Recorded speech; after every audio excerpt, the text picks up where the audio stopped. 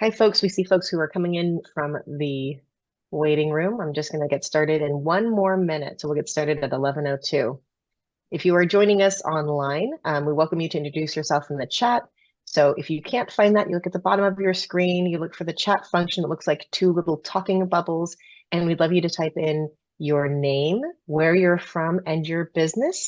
Make sure you select for that to go to everyone so folks can see you.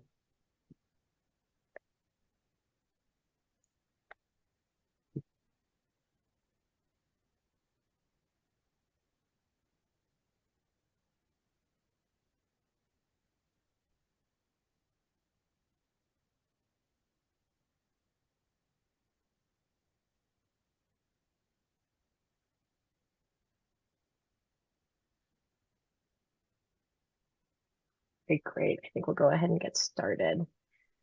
So next slide, please. So hello, my name is Bernadette Austin. You'll see that on your slide on your screen in just a moment. I'm the director of the Regional Small Business Utilization Center. So glad that you're joining us for the grand finale of our 4-week webinar series. We'll be talking to you a little bit about who we are. We will also be launching a Zoom poll to hear about who all is attending. So we have 3 simple questions for you to ask, and then I'll turn it over to our moderator today, Allison Rivas, who will be introducing our speakers, and we'll be hearing from subject matter experts on this topic. So as a reminder, thank you. As a reminder, I imagine that folks are very familiar with attending webinars, but please note what is on your screen. Notably, please keep yourselves muted. This is being recorded. We welcome you to introduce yourself, and I encourage you to take some notes. There's a lot of information that's being shared. I will note that you can use the chat function or the Q&A functions here on Zoom to pose questions.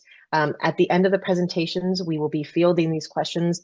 We may be responding throughout the webinar. This webinar is being recorded, so you can review it later. You can share it out with colleagues who you think they might find this interesting, and we will be sharing contact information and slides if you would like to follow up on some additional information. All right, next slide. All right. So first, I want to thank the people who are making this possible. Again, these wonderful speakers and this program is being made available free of charge from a variety of sources. I want to note that this is made largely possible through the generous support of the Governor's Business Office, the Office of Small Business Advocate, as well as our friends and colleagues at SMUD and the Sierra Health Foundation. Next slide. We also have a lot of industry partners, and really want to send a shout out to Associated General Contractors of California. They have been wonderful partners in developing and administering this particular program. Next slide. So we'll tell you a little bit about the Asian Chamber. We've been around for over 30 years. And we work not only with Asian populations and business owners, we really are here to give the support to the full range of diverse small businesses in the Sacramento region. We do some wonderful work in public policy. In fact, some of this work around encouraging more procurement opportunities for small businesses and accountability around that was part of the programs that we've done through our public policy. We offer a variety of programs. This is one of them. And in a moment, we'll drop into the chat some information about our programs. We can learn more about the Regional Small Business Utilization Center. And certainly, as chambers do, we do offer membership. So in addition to online programs like this, we offer a variety of programs also in person. So if you join as a member, we encourage you to attend our in-person networking events and a variety of other educational opportunities. Next slide. So more about the Regional Small Business Utilization Center. So what we are really trying to do is support small businesses to take advantage of new and greater opportunities. A big piece of that is the opportunity to do public contracting. So we're going to touch a little bit on that in today's webinar. This program is focused on the Sacramento, Placer, and Yolo County areas. But again, we are happy to support partners from around the state, and you might be seeing some of that as people introduce themselves in the chat. We are currently focused on construction and related industries, and there's so many opportunities in building and building trades these days. So we offer a variety of services. So we offer education like this webinar series. Stay tuned. We've just announced an 8-week training program that is going to be available at the end of summer, so we can provide more information about that. We also really, really encourage you to take advantage of one-on-one coaching and counseling, again, provided free of charge. So if you're interested in more, by all means, we encourage you to follow up with us, and we'll be happy to share more information. So next slide. Yeah, so we do have, I do want to do a shout out to some of our attendees. We have partners from Associated General Contractors. In the past, we've had partners joining from state and regional agencies. And some of these folks are really interested in connecting with small businesses working in constructions, like many of you who are joining us today, and helping you connect with not just the public agency and institutional partners like healthcare and universities, but also with the general contractors who are working on these opportunities. So there's an opportunity for a variety of folks, small businesses, general contractors and prime partners, as well as public agencies. All right, next slide. So really excited to share a little bit about some of our recent events. So like I said, we don't just offer online programs, we also offer in-person. So these are from two of our recent events. In April, we hosted a networking program, which was wonderful, very well attended. A lot of information was provided, and it was largely tabling. You had, one-to-one connections with folks who could be potential partners, folks that you're contracting with. We are tentatively planning, we are in the early stages of planning for similar events in Placer County and Yolo County. And then we will likely be ending the summer with an additional one again in Sacramento. So stay tuned for those events.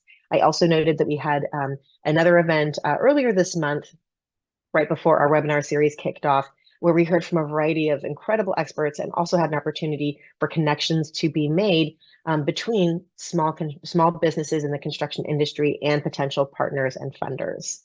All right, next slide. So we've talked to you a little bit about ourselves. We'd like to hear from you. So if you're not familiar with the Zoom poll, we can go ahead and launch the first question. Again, there are 3 questions. So what should pop up on your slide is an opportunity to vote. In this case, just you can select as many as possible. The first question is, what industry do you work in? So maybe you work in commercial and industrial, maybe you work in new construction, not necessarily renovation, but please select which ones apply to you. We'll give you all about 30 seconds to respond to that.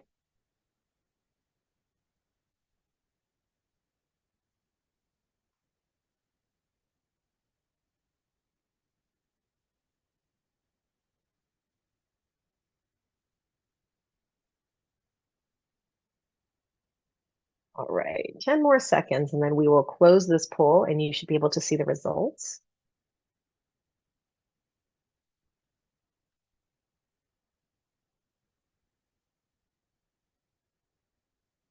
All right, let's go ahead and close that. I'm curious to see where people are working. So looking over at the results for the folks who might be tuning into the video portion of this, almost more than half of the folks attending today work in transportation. That's really interesting. We have across the board every sort of area represented. So residential, retail, commercial, industrial, transportation and infrastructure, healthcare, and other institutional projects. When we look at new construction and renovation, it's about half and half. So we have a pretty good balanced representation there. And then it looks like currently only a handful of folks are working in publicly funded projects. So we're really excited to talk with folks about what they need to consider in working in that space. All right, let's launch our second question. Thanks so much. So we want to know geographically, where are you working? So the options are Sacramento, Placer, and Yolo counties. So those are the 3 areas that this program is currently focused on. But many of you might work outside those counties, but still within the 8-county capital region or elsewhere. So if you work in the Bay Area or further in the Central Valley, you can select that one. So we'll just do 10 seconds for this response.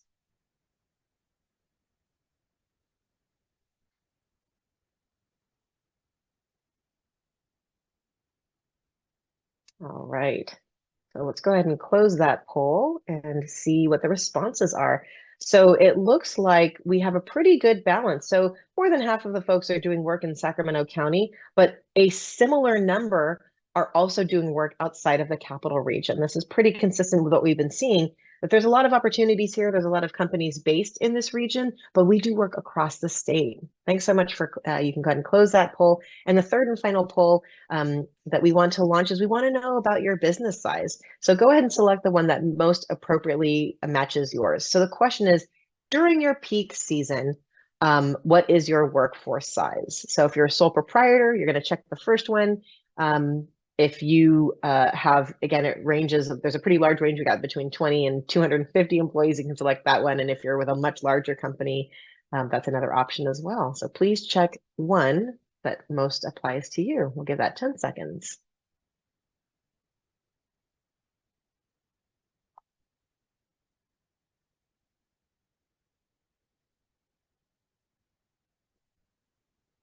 All right, let's go ahead and close that poll. Let's see where people are hailing. Let's see what sizes we're hailing from.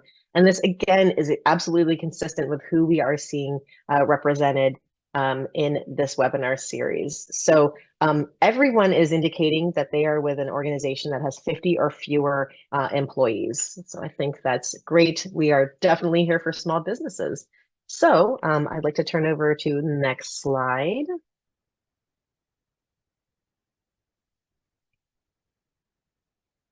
Perfect.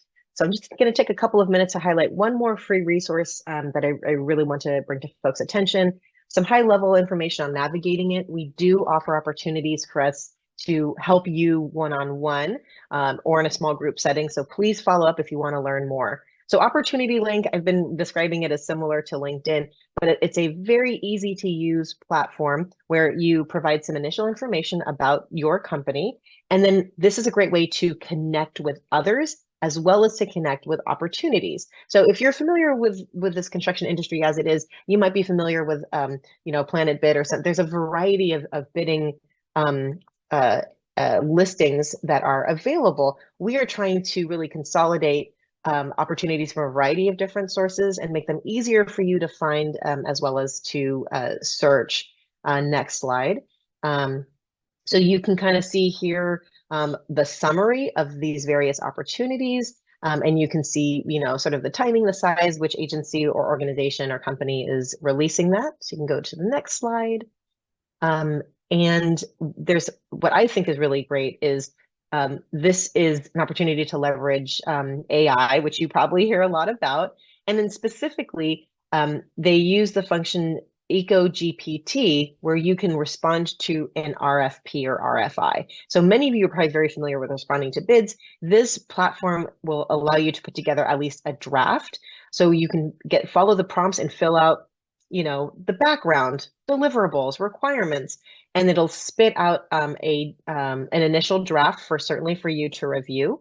You can go to the next slide, and then you can actually work with some of our partners and consultants to further tailor that to your purposes. This is a platform that we are just working on launching, so it's in the early stages, but we have a lot of folks already signed up, and importantly, it's a platform that is used nationally by others as well. So I wanted to note that there's a couple of ways that even you as a user can access some really important information. The first here is you can look at which cities have been successful in landing RFPs. So which communities, and you can see, it looks like, Berkeley and Calexico have landed some pretty major contracts. In this particular case, it's for federally funded contracts and procurement. And you can go to the next slide. In addition to searching by geography, you can also look at the particular awardees. So again, if you look on the right side, UC regions, so those are the UCs. And then the second largest is Hensel Phelps, and we have relationships with both. So for example, working with UC Davis on some of their procurement contracts as an opportunity. And we just in April hosted our networking event with Hensel Phelps at their site at the rail yards. So you can kind of see that opportunity. So this is a great resource, again, free of charge. We did provide a link in chat, and we can follow up with you if you would like to get some guidance on how to set that up. All right, thank you for listening to us with our extended introductions. I'm going to turn it over to Allison Rivas. She is the Vice President of Operations and Business Development, as well as the Director of Programs for the Sacramento Asian Chamber of Commerce. Thank you so much for joining us, Allison. Yes, I'm really happy to be here today, and welcome to all the participants again, and thank you to our sponsors. and Andrea and Bernadette for running such an impactful program. So my name is Allison Rivas. I'm the VP of Operations and Business Development, as Bernadette said, for the local chamber. My role really consists of, helping to navigate all parts of operations. So I'm experienced with, HR development and the importance of having good HR on your team, as well as legal support. And so I want to introduce our two speakers today. First of all, Chris Alvarez will be our first speaker. He works with Fisher Phillips, and he represents businesses in federal and state court litigation, as well as before administrative agencies. He assists in complying with labor and employment laws. So he actually has a keen appreciation of all the business dynamics that happen and the legal implications for various organizational decisions that affect folks to help clients achieve their results to advance all their key objectives. I will say that having a good HR lawyer on your team is worth its weight in gold as you help to navigate wage considerations, hour considerations, and really anything that comes up in your workforce. So thank you to Chris for joining us. He's also a longtime member of the chamber. And also we have Tracy Jackson with us. She is a highly engaging human resource leader, executive and speaker. She has over 20 years experience as a business leader and extensive knowledge building and overseeing top performing teams and departments. So she works with HREZ, and prior to that, she was the VP of HR and the Chief HR Officer in numerous organizations. She sits on numerous boards and volunteers for a number of other nonprofit organizations.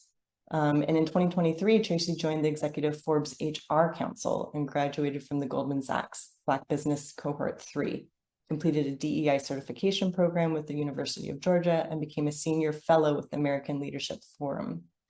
In 2025, Tracy joined the senior executive HR think tank. She has a bachelor's degree from San Diego State University in HR certifications from SHRM and HR certification institutes. Also, we want to note that each HREZ is a certified minority-owned, women-owned, and disability-owned company. Thank you, Chris and Tracy, for being with us today.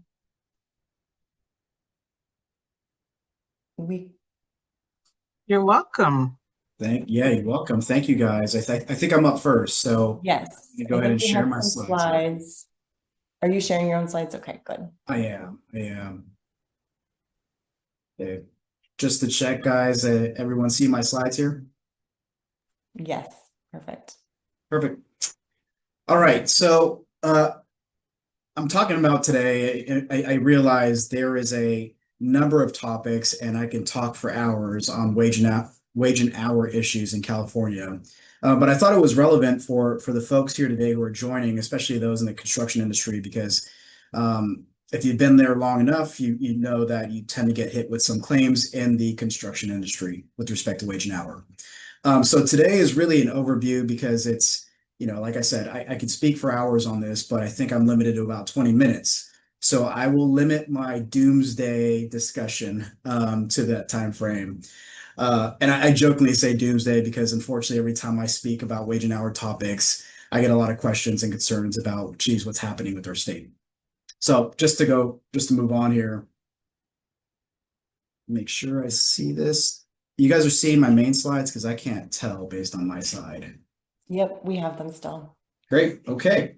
So what do we want to do today? Really, as I mentioned, the goal today is just to give you an overview of some of the wage and hour issues. So at least you in your employment and workplace can spot them as they come up. Now, I won't go over all wage and hour topics. I'm going to go over some of the hot topics today within hopefully the next 20 minutes here. All right, keep us moving along. So why care? Well, in California, unfortunately, there is this assumption that comes out of the legislature, and it's an assumption that was created a while back and continues today with respect to our laws here in the state. And that assumption is that if you are an employer or you own a business, you are presumed to take the position that you're stealing from your employees' wages. That's the way the laws here in California are created. And so because of that, despite whether you're a good actor or not, I think it's important to realize some of the implications with these laws, get up to speed on them and make sure you're remaining compliant, because there are significant penalties and liability if you and your business are not compliant. And these laws, so let's talk about some of the laws last year. Legislative cycle, there were over 2,000 bills introduced in 2024. A number of them went into effect this year. So hopefully with respect to employment laws, you're up to date on those. One of the busiest legislative season so far since COVID. And we've seen a 10% increase in the introduction of new bills since last year.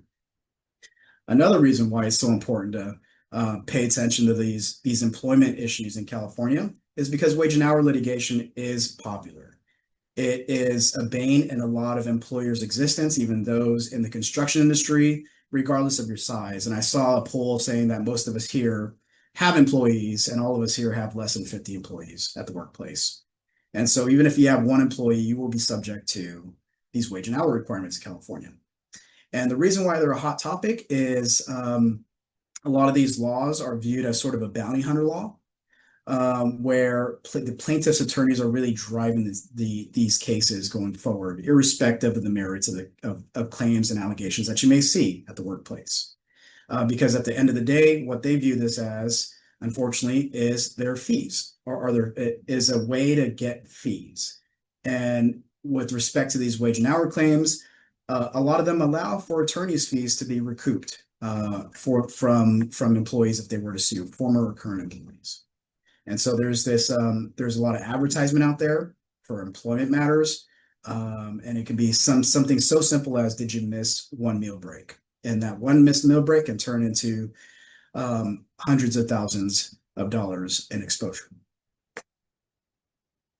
Again, don't mean to be so doomsday, but unfortunately in my world, this is what we deal with, and I'm happy to advise anybody that goes through it. I wish I had a poll, by the way, to get a sense of who are attendees here, who have received some kind of letter or complaint or demand with respect to wage and hour at the workplace, wage and hour issues at the workplace. I suspect that a lot of you may have, just because it's such a hot topic here in California. But if you're happy, if you want to sort of grieve about the issues that come up with the workplace, feel free to reach out to any of us. So today's topics, I'll be covering just again overview, timekeeping issues, meal and rest break issues, overtime issues, and final pay requirements. What's not on here with respect to construction is travel pay. That often comes up, and I often get a question about whether travel time is compensable and how do we deal with it with respect to overtime, meal breaks, rest breaks, etc. I'm not covering that, but I realize that could be a topic for a lot of us here. All right, so before we jump in, I do want to point out a lot of the wage and hour issues here in California can be nipped in the bud, or at least help tee up a defense in the event you get some claim at the workforce through supervisors and managers. Really, supervisors and managers are your boots on the ground, ears and eyes at the workplace. They're the ones, if trained right, can spot wage and hour issues. And coupled with your supervisors and managers are your HR people, right? For the smaller employers, you may have one person wearing multiple hats. They may wear the hat of payroll, they may wear the hat of human resources, but in any event, whoever holds the hat, wears the hat for human resources, make sure they're trained on these wage and hour issues and are tied, or at least kept in the loop with your supervisors and managers if anything is spotted at the workplace. Okay. So let's jump into some hot topics with timekeeping. And I realize there's a lot of words on this slide, but I think the main point here is to have timekeeping procedures and policies in place that ensures employees are paid for all time worked and that off the clock work is prohibited. I cannot tell you how many times I help out employers with a lawsuit, a wage and hour lawsuit, and it's almost always alleged that an employee worked off the clock. Despite the policies, despite the procedures, despite all the safeguards you put in place, someone's always claiming that a supervisor made him or her work off the clock. And that's why I say your supervisors and managers are the boots on the ground. So they're the ones really that can drive a good defense, a good practice, or they may drive the company into potential exposure, right? So we want to make sure if you guys are on the larger side, closer to 50, that your supervisors and managers are always trained up to date on how to deal with timekeeping, meal rest breaks, and all the issues we just talked about, or that we're going to talk about. All right. Another key takeaway here is edits to timekeeping records. We just want to make sure it's best practice that if edits are made, that an employee themselves whose records it reflects, the hours that reflect their time, that they actually verify those records, that the time changes are agreed upon by them.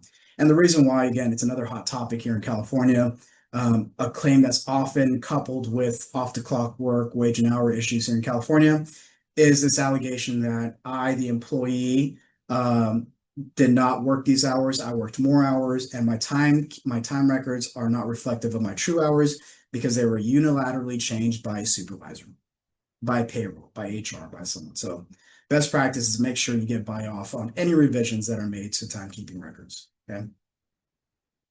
And I can't say enough, if timekeeping records have to be modified or revised, and sometimes that happens, right? We get employees that forget to clock in or forget to clock out for lunch. For those modifications, make sure not only are you checking in with the employees to make sure that those time revisions are correct, but also keep HR in the loop. And you're going to hear this theme with HR, probably in my discussions and also Tracy's discussions, right? HR plays a big factor, not just your supervisors and managers, because HR should be your central point for making sure your policies and practices are not only compliant, but are enforced equally. All right, let's move on. Next big topic is meal breaks. I'm sure everybody who's joining and listening is very well aware of the meal break issues here in California. I often like to ask, not in person, but if I had a poll ready to go, I would ask who here knows what the meal break rules are in California. And you'll be surprised that some people unfortunately don't know it because they don't deal with it on a day-to-day basis, or because the way the law is drafted, say the requirements under California, not the way it should be in practice. And I'll just jump right to it. Really, in California, the statute says something like, for your first meal break, a meal break should be taken before the end of the 5th hour. That has been interpreted by many employers, especially those in the construction industry, right? Because we're relying on our folks to actually take their meal breaks on their own. We're not going to hold their hand or police them. But a lot of people construe that statement as taking it before the beginning of the 6th hour. That's actually wrong. In California, meal breaks need to be taken before the 5th hour of work for the first meal break.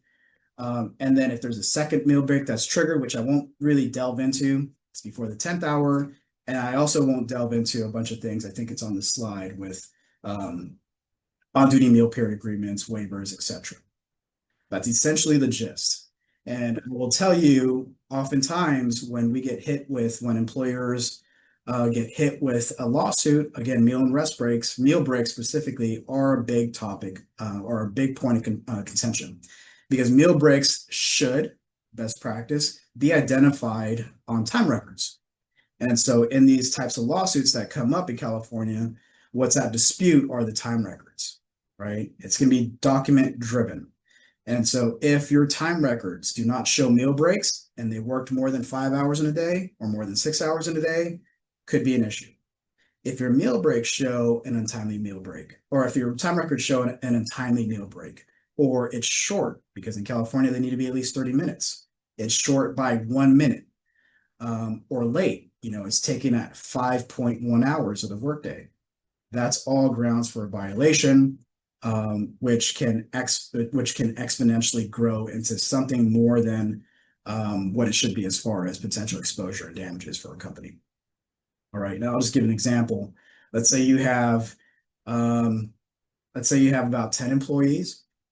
Each of them work about 24 pay periods, And each of them claimed they were never able to take a compliant meal break in California, under California law or under your policies, your company's policies, every pay period. There's a statute that allows for penalties. It's called PAGA. I won't delve into it, but high level, there is a statute out there that allows for the recoupment of penalties by an employee who brings this forward and can get penalties, or the company can be hit with penalties on behalf of every aggrieved employee out there. So let's just say it's these 10 employees who all claim that same allegation. I will tell you, it can easily rack up to 100K in penalties, right? So that's 6 figures, and that doesn't include attorney's fees.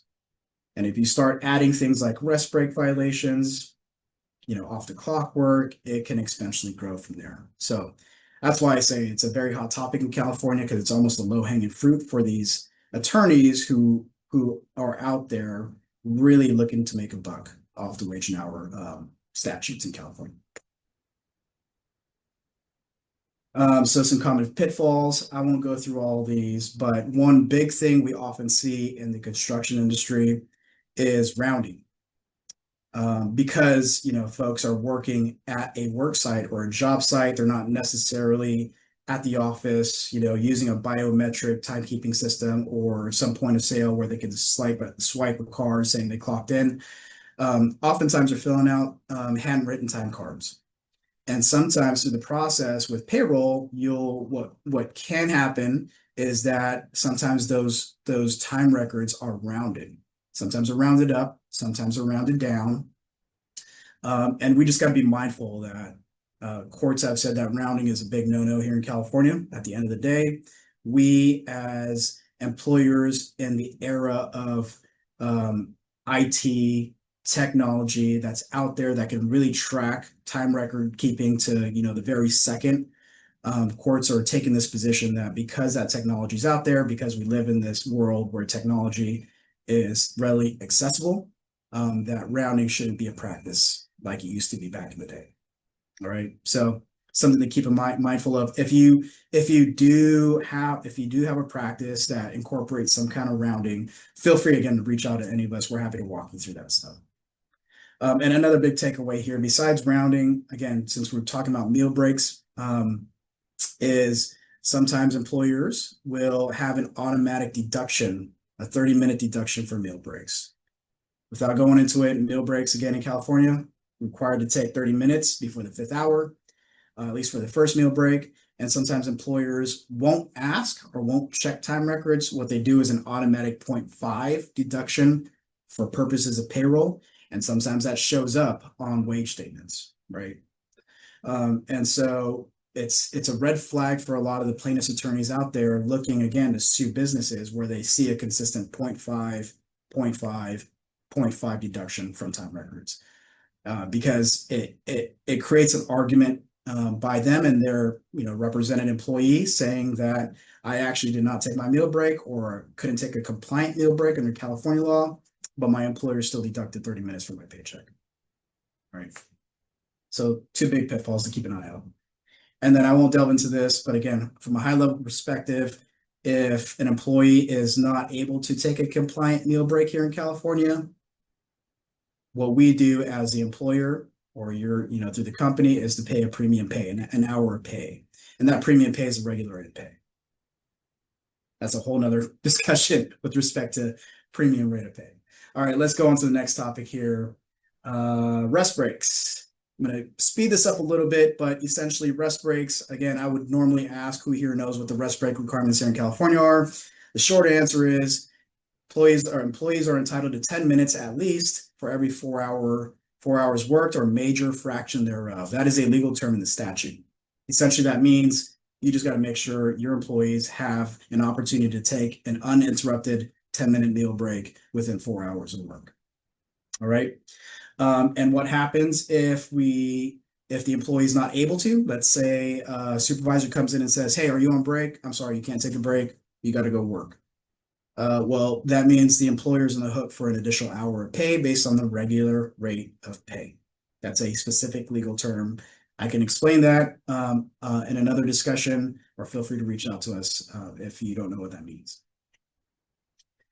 So common pitfalls, same thing as meal breaks, but oftentimes, you know, I what I often see at the workplace, even when I'm out, I'm in a restaurant or at a clothing store, department store, you may see someone, whoever's serving or helping you, you may see someone come up to them and say, hey, do you have a quick minute? Or, hey, can you go help out with this? Can you go help out table 9? I say that is not a red flag, but it's something to keep mindful of, because if you see one of your employees, and this is more for your supervisor to be trained about, if you see an employee sort of sitting there at the workplace and you go up to that person, or someone goes up to that person and says, hey, you have a quick minute, and they're on a break, that technically is an interruption of their break, and now they're owed potentially an additional hour of pay based on the regular rate of pay. So one of my recommendations that I like to always tell folks is, again, I can't see a show of hands, but I'm sure many of you, if not all of you, have been to a place, you're standing in line, purchasing something at, let's say, a counter, and you see the cash register, or the person who's working the register, you see a manager or someone go up to the person and say, hey, take your tab, take your meal break, take your rest break. If you see that, there's a reason why. California, like I said, there's so many pitfalls. That's a wage and hour issue. I would recommend sort of keeping that practice in mind, and maybe even using it at the workplace. Train your supervisors to just keep an eye out for time. If they're seeing folks working, getting close to a 4-hour mark, have your supervisor just go up to the individual, or 2-hour mark, whatever it is, however way you implement it, but go up to the individual, say, have you taken a rest? Why don't you go take a rest break? Sort of what we see when we go out in the stores and we're buying something, right? So that'll help with some of the pitfalls that we see here in California. All right, 2 more topics I think I have. I'm just going to be real quick here. Overtime. I think everybody pretty much knows the overtime rules here in California. One of the things I think really to keep an eye out is the regular rate of pay, right? I've seen this happen often in construction industry employers where they have different rates of pays for different jobs. You just got to make sure that the regular rate of pay captures all those different rates. Otherwise, the company may be subject to some overtime violations. All right. And last topic, final pay obligations. Again, folks in the construction industry are pretty good with this. A lot of them are aware of this, but I do have to raise it because it is a common topic of issue here in California. Final pay, when someone is terminated, their final pay, including any PTO accrued that's unused or vacation pay, needs to be paid out immediately. If a person resigns or quits, their pay is subject, assuming we don't have enough notice, their pay would be due in 72 hours from the day of the resignation date. If an employer does not follow that, if your company is not following that, it can subject them to waiting time penalties, and that essentially is their day's pay for every day they do not get their final check, up to 30 days. So that can be exponentially, that amount can exponentially grow if someone were to bring, let's say, a class action, or I mentioned it early, a PAGA representative action, right? Could be an individual's owed 30 days of pay because of waiting time penalties, and then all of a sudden that individual works with an attorney. The attorney says, okay, I'm bringing a claim on behalf of this person and all your employees, all your former employees. And now you're dealing with something that can be a little more than that's palatable for your workplace and your finances. All right. Hopefully I covered a lot of information in 20 minutes, but I'm readily available. My contact information is here. You can also reach me through the chamber if anybody has any follow-up questions. Thank you so much, Chris. Always a wealth of knowledge, and I do encourage anybody to reach out to Chris directly. He's fantastic to work with. We do have a couple of questions in the chat in Q&A, Chris, so I'm going to run these by you. So one is are there a large amount of small businesses that are not complying with these general HR regulations? And what are the best practices to ensure that small businesses are complying. So I heard you mention, you know, the importance of the boots on the ground and really training up, you know, the senior management and leadership. And I cannot agree more. What are some ways to possibly do that, or other ways to help ensure to be on top of these regulations? Yeah, so I covered really wage and hour, and there's a lot more in the wage and hour realm, but there's also this other area that I did not cover with respect to discrimination laws, retaliation issues, wrongful term, all that stuff, right? And so really to capture it all is you as the employer or your company should have compliant policies to start with. I always recommend a strong handbook because any decisions made about disciplinary actions, about terminations, really about anything at the workplace is going to fall on the employee handbook, your policies. That's the reason why you're taking those actions. The second one is the training aspect to what you mentioned, Allison. So not only do we have to have good compliant policies, we got to make sure that our staff, our management level folks are trained to spot those issues, know who to go to, typically HR, and that HR or whoever the decision maker is applies those policies uniformly. All right. And then with respect to wage and hour, I can't stress enough. Not only your policies need to be in place and they need to be compliant, but your practices, right? Timekeeping at the end of the day is going to be a strong defense if you have good timekeeping practices and records. Yeah, absolutely. Thank you. This is a good cue up for Tracy coming up next too. But before we do that, one last question from the Q&A. Were you able to point us to some resources to help determine if an employee position is exempt or non-exempt? So I know that this comes up a lot for folks. It I certainly cover does. that in my session. Okay, Yeah. great. Yeah. Well, Tracy can cover it, but you know, it for if a suit. Okay, I'm trying to think of the easiest way for this. So wage orders are typically an easy way to spot the issues or at least know what to look for, right? If you don't know what a wage order is, feel free to reach out to any of us. We can point you in direction about which applicable wage order you would fall under with your business. The other option is to reach out to Tracy, me, Allison, any of the folks with the chamber. Absolutely. Well, thank you, Chris. We appreciate your presentation. Next up, we have Tracy. Thank you, and welcome everyone. And you know, who wants to go after that guy? But anyway, I'm here. So we're going to skip my intro slides because they introduced me earlier. But Tracy Jackson, I'm with HR Easy because we make HR easy. And we do fractional HR for small and medium-sized businesses. So the kind of information and support that Chris was talking about, we can provide some of it, but I always say that we are not attorneys, and I always honor and respect people who are in the legal field. So there are sometimes when I just say that this is not something that's in our you know, expertise, or you might want to talk to an attorney on it. So I'm going to skip ahead because I know we're pushing on time. And the thing I want to talk to you guys about is about the planning process for your hiring. So when you're thinking about hiring, recruiting, retention, is to hire smart, making sure that you understand what things that you need, and also to hire legally. So we know that right now, especially, there's a lot of people in the construction industry that maybe ICE doesn't think should be in the country. And so you got to be careful about making sure that you do legal hires and that you're not hiring people who maybe don't have the proper documents and things of the sort. And you want to make sure you hire someone you want to be around. There's a lot of work jerks out there, and you guys have seen them, and Chris can probably tell you, and in my experience, it's not the people who's got skill sets that I'm usually firing when I've worked in corporate America and all these different places. It's usually the person who's just a jerk, even though they do a great job. So make sure that they pass that test. And this is somebody you want to actually work with and that will work well with other people on your team.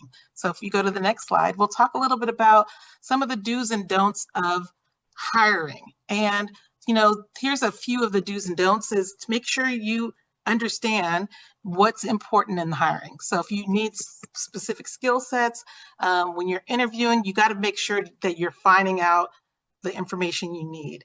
And be careful about asking questions like, can you do this? most people will just say yes. There's different ways of asking about how people can do that. I'll give you some examples in a moment. Whoever's doing your interviews, make sure that they are properly trained not to ask the wrong kind of questions, to make sure to stay on topic, that it's essential and it's related to the business, not necessarily like we both like NASCAR and we both like this. And those kind of conversations often can influence the way people are reviewed and viewed when they're in the process of interviewing. So be careful about those kind of things. Also, make sure that you let people know during the screening process of what can be included. You can't ask, though, if they've had anything in their background, like any criminal record and things of the sort, but you can tell them this is part of the process, is that what we're going to go through. It's also good to let them know what the cadence will be. If you have a 3-part process, help people understand what the expectations are going to be through the process.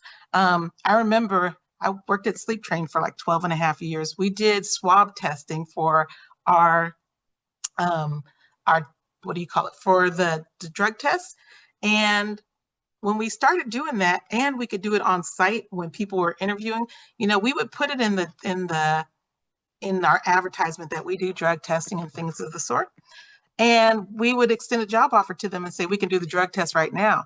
And I'll tell you how many people burned rubber to get out of there when they realized we were going to do it at that same day. So swab testing was actually really interesting. I would say we lost about 10% of the people we said we wanted to offer jobs to, because they self-selected as soon as they knew it was going to be immediate and they couldn't, drink the tea that's out there. If you're using E-Verify, this is a way that you can actually just input their information. It goes straight to Homeland Security and they can verify the employment. You have to make sure to advertise that you will use that if that's what you're doing. Some people may ask you things like, yes, I'm authorized to work in the United States, but they may say, do you sponsor? You actually have to file paperwork in order to let people who need sponsorship work with you. So make sure you don't get yourself into a situation where you're hiring people that require sponsorship. When people need sponsorship, it's usually because of it being a unique skill that an employer has gotten approval to hire outside of the United States because they've exhausted all resources to hire within the country. So be careful that you don't extend job offers to people who have conditional kinds of work visas. Now, you don't need to ask them that, but at the time of the job offer and when you're dealing with the I-9, like an E-Verify, that's when you deal with it. You can't ask them ahead of time. You can ask them, are they authorized to work? You want to go over all of the information about the essential functions of the job, including the physical ones, all the physical stuff. Lifting, carrying is different than just lifting. So making sure they know if they've got to squat, crawl, climb, all of those things, because even lifting, it may require different skill sets to go overhead. And at one point I had a bad shoulder. I could lift up to here, but I could not go overhead. So if you know that those kinds of things and physical demands are going to be needed, make sure they're in the job description, and the frequency that they may have to do it is like if it's very frequent or just occasionally, the weight limits. When I was with Sleep Train, we had the warehouse and we had all the beds weighed. So we knew exactly how much each one of them weighed so that we would know which ones required at least 2 people to carry them because it was over 50 pounds, because that was usually about our limit, or how many people needed to carry them. Or if we got people with restrictions, we would know those kind of things. Again, on the don'ts is don't hire a work jerk, no matter how talented they are. They'll just be a problem for you. And don't hire out of desperation, like, okay, you guys 5 people are breathing. All they'll do is cause you problems. So it might be better off to have less than to hire out of desperation. And don't ask illegal questions. And that's easier said than done, but some things happen almost organically, but you've got to really make sure you're smart, because you see they come into your office, you're talking to them, they see you got a kid who plays baseball and they're like, oh, my kids play baseball, and you're like, really? These kind of questions come up. Or you went to this high school too, what year did you graduate? Now you're asking things about that really are not relevant, and you could fall, you know, if they don't get hired, they could say that, hey, they didn't do this because I have kids, or I'm having a baby, or whatever the case it is. So be careful about those kind of pitfalls, or you get into those questions.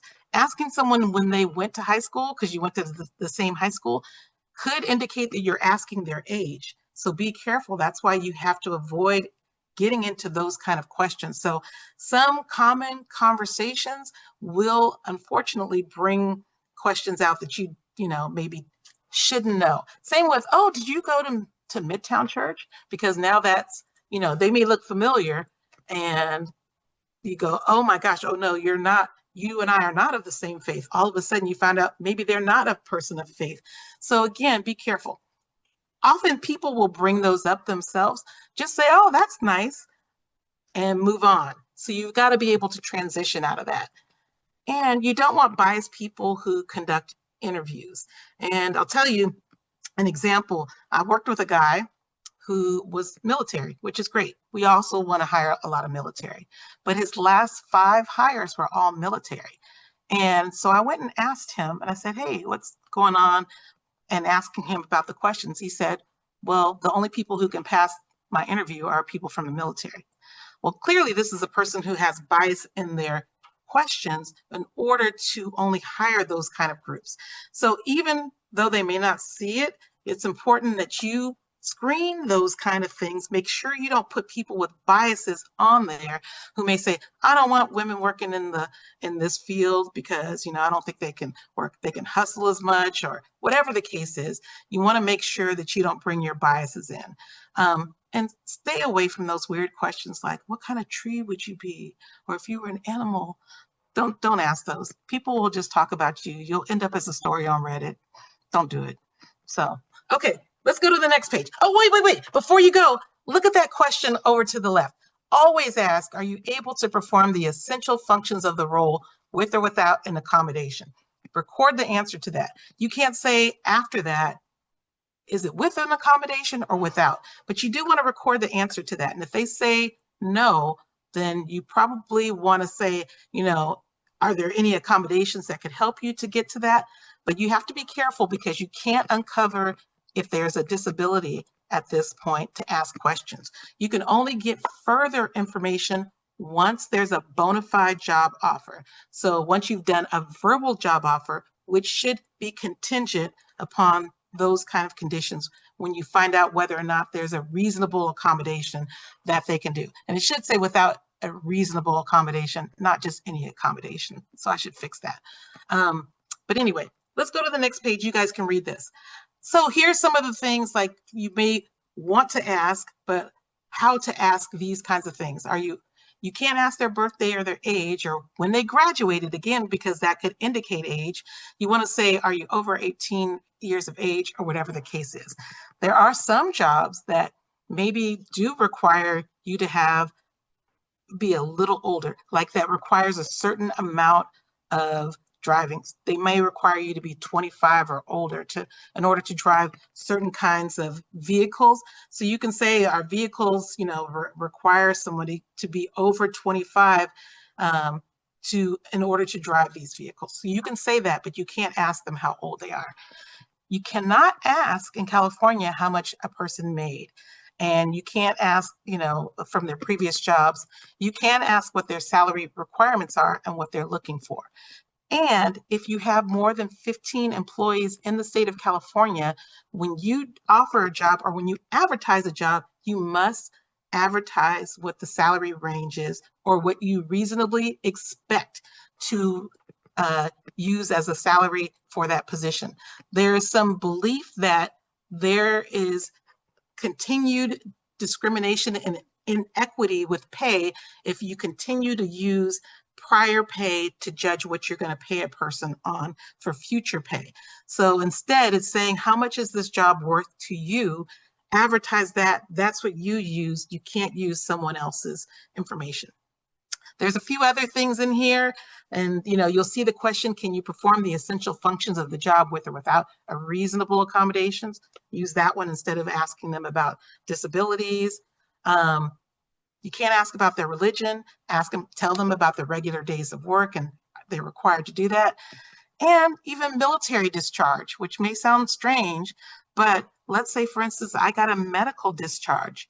And so now you're getting into those kinds of situations where people would be exposed to their medical information.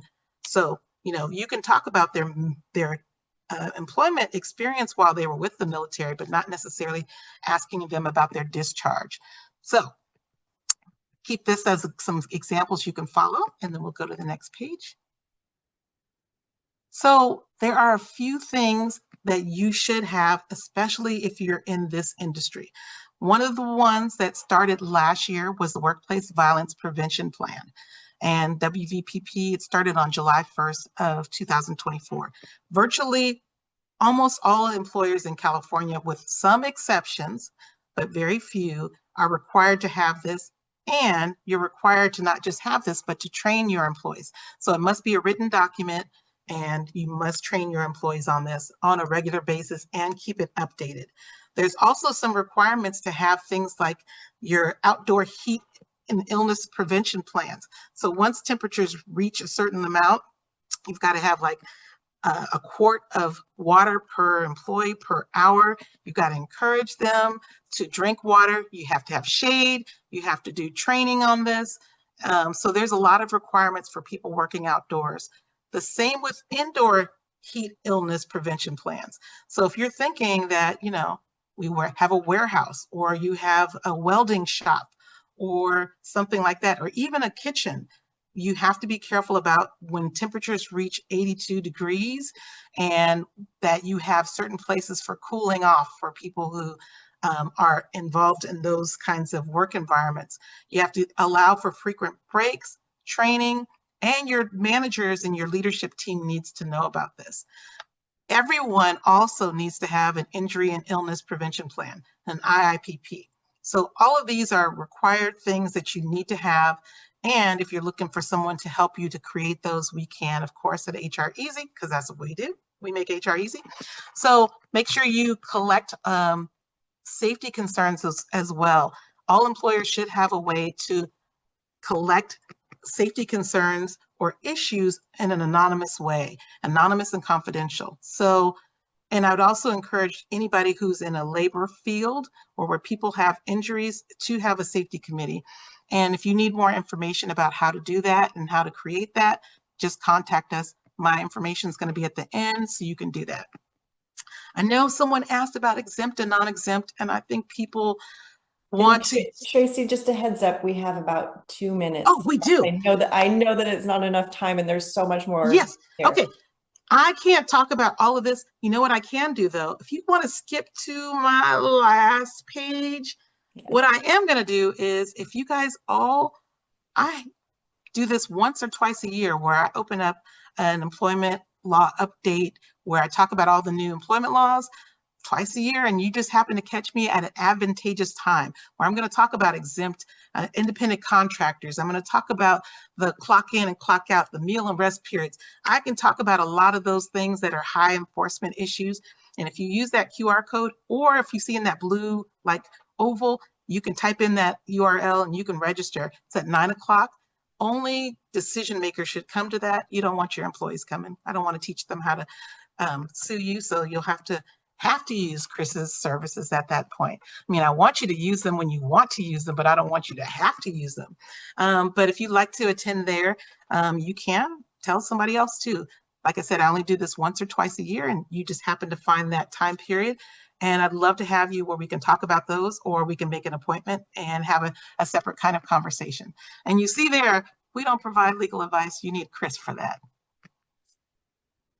Yeah, I think with the combination of the team, the panelists here, you would be in good hands. I encourage you to reach out to both of these panelists if you have further questions. And thank you so much for attending. I know that the recording will be available. I believe the slides as well. We appreciate you. And you can send out these slides to them, right? Or are you gonna, or did you Yeah, share? this with them? is Andrea in the background. Thank you all for joining, and a huge shout out to our speakers, Tracy and Chris, and our wonderful moderator, Allison. The slides and the recording will be shared within the week. Thank you for joining us today, and until next time. Thanks, everyone. Bye. Thank you.